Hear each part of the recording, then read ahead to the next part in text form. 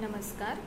आज दिनांक 6/7/2021 वार मंगळवार.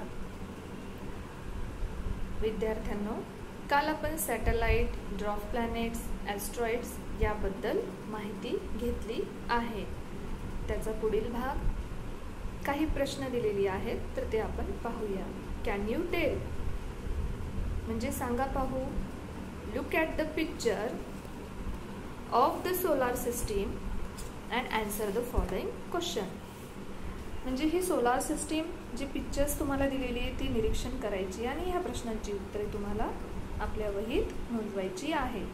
या प्रश्नांची उत्तरे तुम्हाला आतापर्यंत जे शिकवलेले आहे त्या आधारेच हे प्रश्न आहेत, तर ते तुम्हाला सोडवायचा प्रयत्न करायचा आहे. तर प्रश्न पहिला आपण पाहूया. Which planet is nearest to the sun? सूर्याच्या सर्वात जवळचा ग्रह कोणता? At what position is the earth from the sun? पृथ्वी सूर्यापासून कितव्या स्थानावर आहे? Which planet is placed between the earth and Mercury?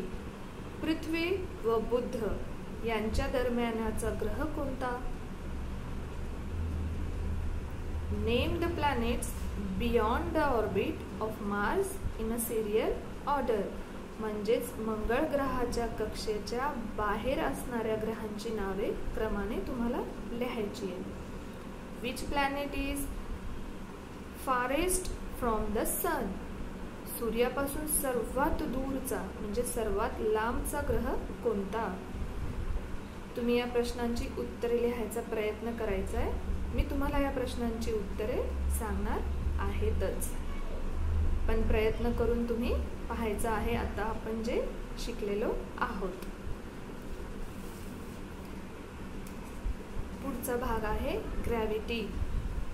Gravity म्हणजे गुरुत्वाकर्षण.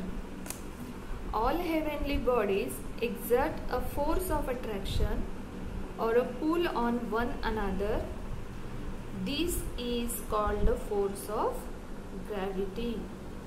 म्हणजे खगोलीय वस्तूंमध्ये एकमेकांना स्वतःकडे खेचण्याची म्हणजेच आकर्षित करण्याची शक्ती असते. या शक्तीला गुरुत्वाकर्षण शक्ती असे म्हणतात. तुम्हाला जर प्रश्न आला तर तुम्ही या प्रश्नाचं उत्तर तुम्ही लिहू शकता. म्हणजे प्रश्न कसा, what is mean by gravity? So answer, all heavenly bodies exert a force of attraction or a pull on one another. This force is called the force of gravity. The sun exerts a gravitational pull on all planets, whereas the tendency of the planet is to move away from the sun. As a result of these two forces, a planet keeps revolve around the sun at a fixed distance in a fixed orbit. In the same way, satellite revolve around their planet. म्हणजे आपण बघितलेले आहे की हे गुरुत्वाकर्षण शक्तीमुळे एकमेकांकडे खेचल्या जातात. तसंच सूर्याची ग्रहावर कार्य करणारी गुरुत्वाकर्षण शक्ती तसेच ग्रहांची सूर्यापासून दूर जाण्याची प्रवृत्ती यांच्या एकत्रित परिणामामुळे ग्रह सूर्याभोवती ठराविक अंतरावरून ठराविक कक्षेत परिभ्रमण करत असतात.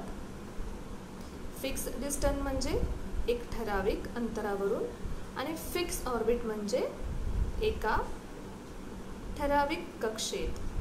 मी तुम्हाला कालच सांगितलं होतं ऑर्बिट म्हणजे ग्रहांची कक्षा.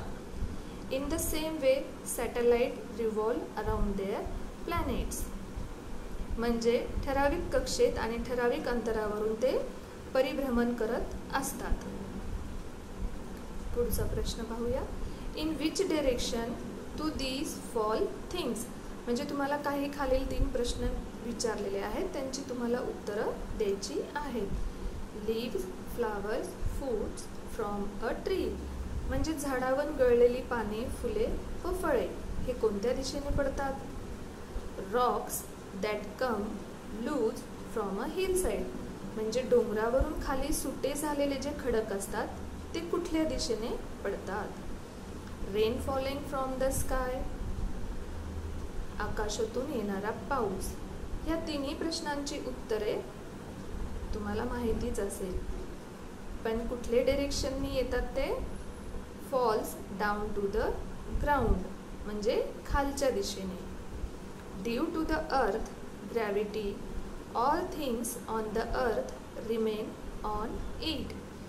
Even if we throw something upwards with a great force, it finally falls down to the ground.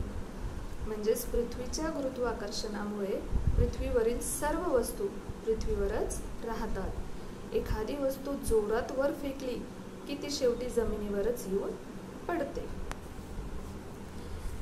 People have always been curious about the heavenly bodies in the sky. They have always wanted to reach them. However, to send some object from the earth into space, it must be given power. म्हणजे पृथ्वीपासून दूर आकाशात दिसणाऱ्या खगोलीय वस्तूंविषयी मानवाला नेहमीच कुतूहल राहिलेले आहे. त्यासंबंधी संशोधन करण्यासाठी तिथपर्यंत जायला हवे असा प्रश्न पडलेला आहे, किंवा असे त्याला वाटे. पृथ्वीवरून एखादी वस्तू अवकाशात पाठवण्यासाठी तिला पृथ्वीच्या गुरुत्वाकर्षणाच्या विरुद्ध शक्ती द्यावी लागेल असा विचारही केला गेला.